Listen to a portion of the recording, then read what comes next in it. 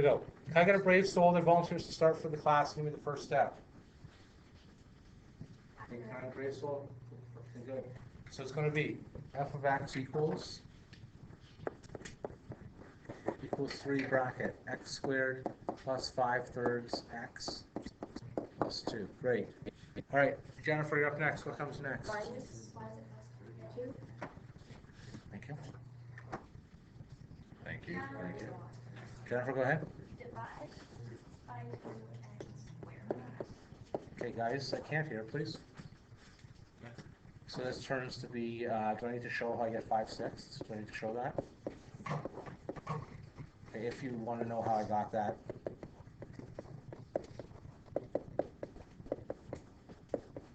Right, that's the aside where that came from. So 5/3 divided by 2 is like 5/3 times 1/2, which is 5/6. Great. Adam, what's 5/6 squared going to be?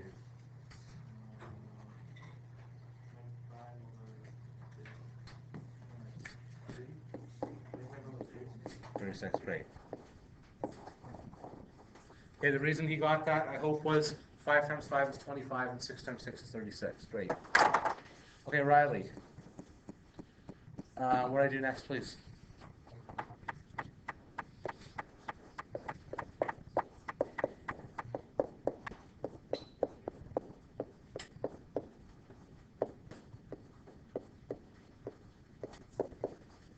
So things are looking good, yet not great.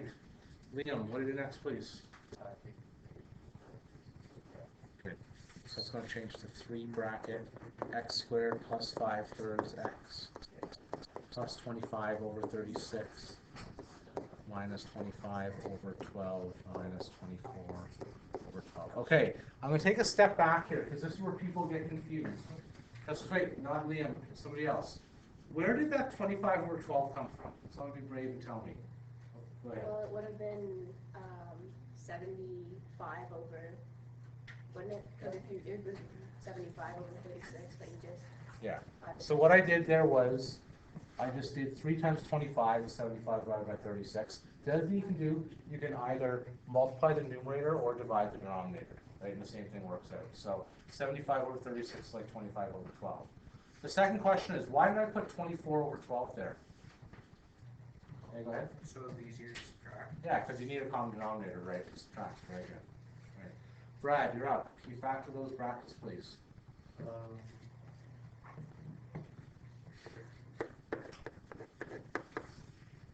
Okay, 3 Yeah. bracket x squared. Oh, good. There's a lot of pressure here first thing in the morning. A lot of pressure first thing in the morning, okay? Right, so what happens is there, we use the underlined term, which I didn't actually underline today. So that's going to be what your... All right, Emily, what's my vertex, please, and which way does it open upwards or downwards? It opens up the vertex Thank you.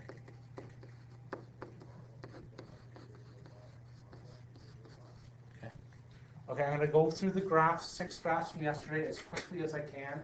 Okay, like as fastly as I can. If you already have the note from yesterday, you probably don't need to scribble it down. It's going to be exactly the same note. I'm just going to hopefully explain it as I go. Okay, here we go. This is yesterday's note. Yesterday's note was called parent functions.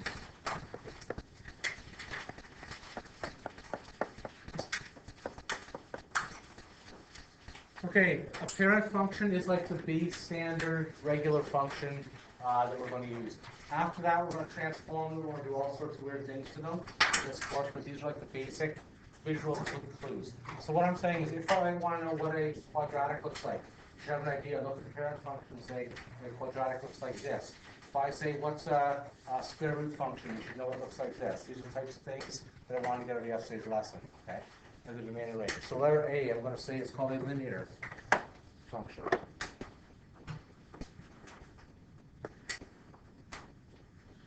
Please note there's not a lot of detail going into this. There's a y and an x.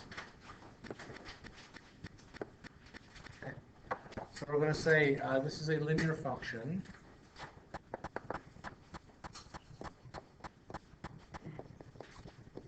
Okay, can somebody tell me what linear means and what the base equation is for a linear function? So this is grade 9. When I say linear, it's going to look like a what? A line is good, okay? Shape is a line.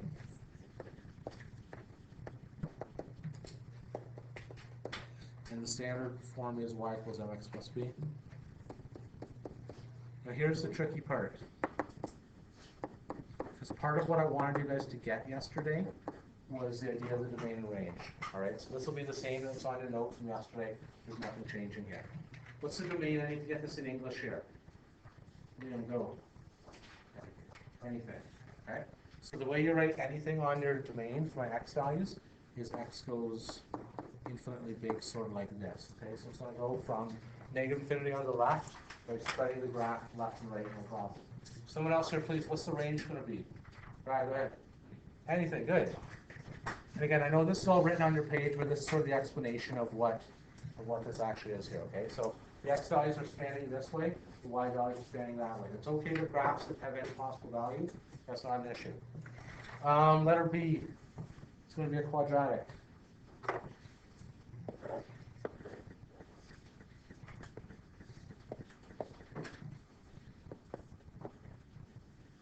And we've done tons of stuff with this all the way through this quadratic. Okay, this is U-shaped. Y equals ax squared. Oops. We should change that from here to that. Yeah, I made a mistake there. Okay, there's many different things you did in quadratics from last year. Okay, we could get the we talked about this a lot already. I'll talk about it again briefly. We need the vertex, right? You get the by continuing the square root from lots. You can get the roots. You get all sorts of things. What's the domain, please, for this one? Don't let your paper. Think with your brains here. What's the possible x values on this one? Go ahead. X can be anything. X can be anything again, okay? Because they're just going off forever. And hopefully you got what I wrote for the range. The range I said bigger or smaller than vertex.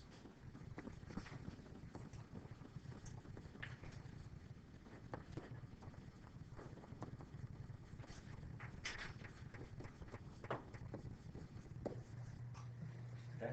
So again, depending on how it's going to go, for instance, that was opening upwards, the y values will be bigger than -2, let's say, if the vertex is -2. If it was opening downwards like this, we'd say y is less than 4, whatever it happens to be. Now these things here, the reason I want to take a whole lesson doing this, these parent functions, these are very, very important. If I say domain and range for parabola, you can't be looking at me, weak and saying domain.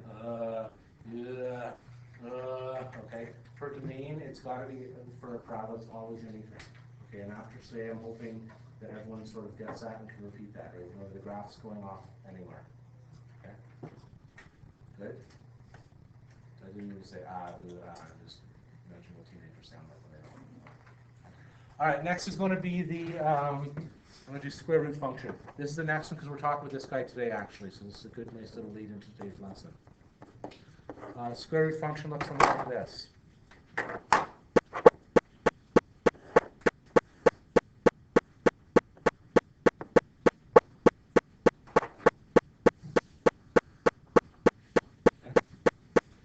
Why does it make sense? For my domain, I'm going to say x is positive. I'm going to say y equals,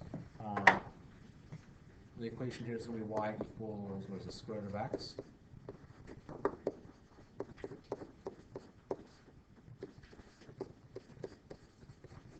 I'm going to say for my domain, x has to be greater than or equal to 0. Why does it make sense for me to think of a square root? That it has to be, the domain has to be greater than or equal to 0. Go to the phone, please. Yes. Very good, right? You can't take the square root of -6, doesn't work. So it makes sense in my graph that there's nothing over here, okay? All right, for my range, the range here as well is going to be positive.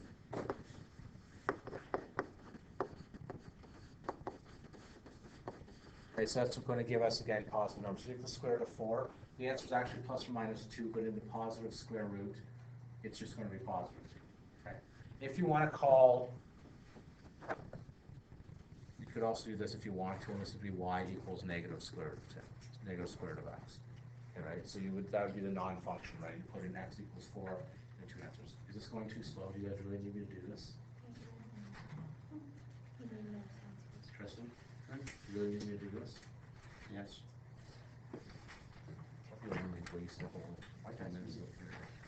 All right, next page. Reciprocal function. We'll get to this one. This one you've never seen before. Yesterday. Okay, so this graph looks something like this. There's my y, there's my x. I bet no one in this class has seen anything like this before. It looks wicked cool, awesome, sort of like this. And wicked cool, awesome, sort of like that. All right, so the question is here. There's a line right here, which we'll get into a little later on, called an asymptote. Why can this graph not be equal to 0? Why is x not going to work at 0 here for this? Because you can't divide by Can't divide by 0. Very good. So I'm going to say for my domain, all we're going to say is that x can't be 0. Now the question is, I don't really want to spend a lot of time on this. We'll talk about these a lot. This goes very, very close to infinity. Okay. The reason that is, let's say I do x equals 0.001. What's y going to be if x is 0.001? Yeah. 1,000 it is, but yeah. Okay. So the idea is, as you get closer and closer to 0, if I do like 0.000001, we're going to get to like 100,000, right? So as you get closer and closer to this line, my graph's going to get up close to infinity. At 0, it doesn't actually work. If I do a negative, if I say negative 0.00001, you're going to advance with negative 1,000 or negative 10,000. Okay, right? So that's why this is a weird graph, because it doesn't actually hit. Finally, for my range here, y also can't equal 0.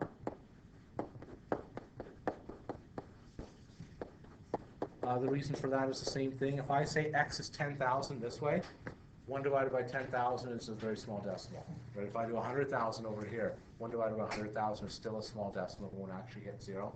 The same thing on this side. If I say y equals negative 20, 1 over negative 20 is 0.05.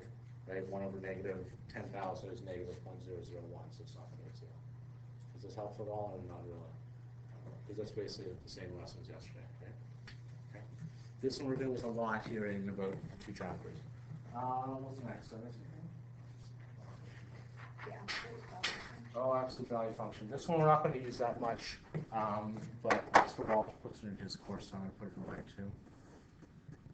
So there's your y, there's your x. What does absolute value mean? You know what absolute value means? Yeah, Luke, go ahead. It has to be a positive. It has to be a positive value, okay? So for my absolute value,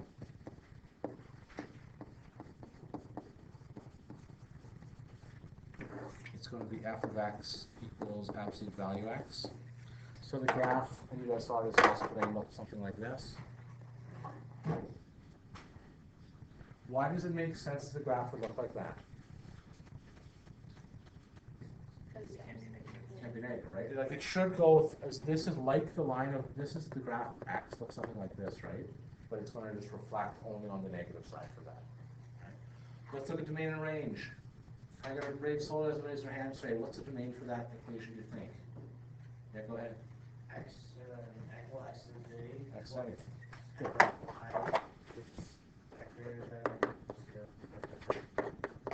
If you take a look, again, because there's arrows on the end going this way, x will go on forever. There's no negative, so x can only be positive. Sorry, y can be positive. 0 actually works because that's the value of 0 is still 0, so 0 is fine. Are we okay on the logic with the domain and range? Because that's sort of what today's lesson was meant to do. It's the logic of this domain and range stuff to get you feeling a little bit better about it. Yes? One of the things was that they weren't, the points weren't joined in a line. Oh, this was a few nights ago? No, that was yesterday's homework. And the point, they were like, there's a bunch of individual plots on a graph instead of stating the domain and range. Oh, this is like 2 days ago, this was. Yeah, find the question, I'll take it up when we finish this up. So I know what you're talking about. This one last night. Last night's homework was just draw these graphs on top of each other. Last night's homework right here. Okay. And last one's going to be 2 to the x. This one is called the exponential function.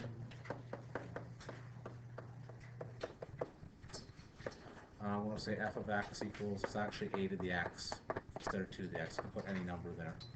It's going to look something like this.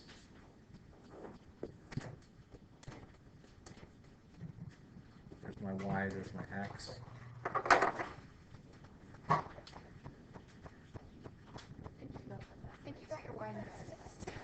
Whoa, goodness.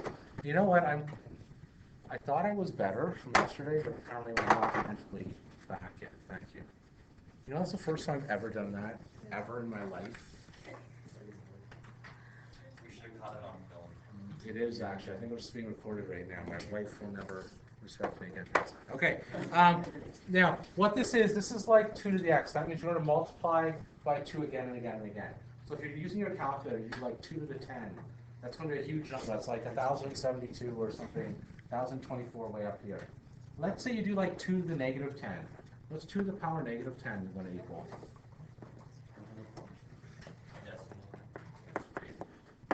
Yeah, it's a small decimal, okay?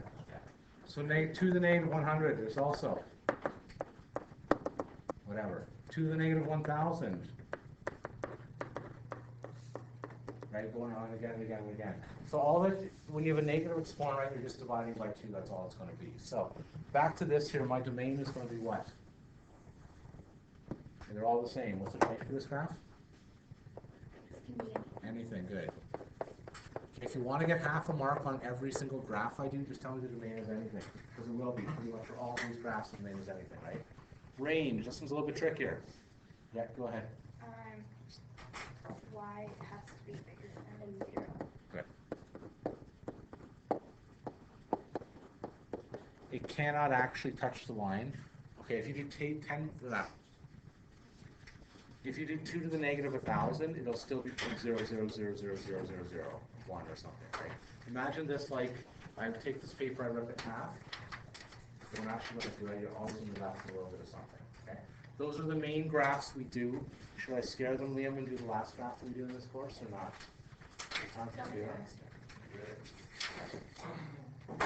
So you can thank Liam for this one. No, I'll let you know. Yeah, no, fine with now. Yes, do it. You want to see the last graph? Okay.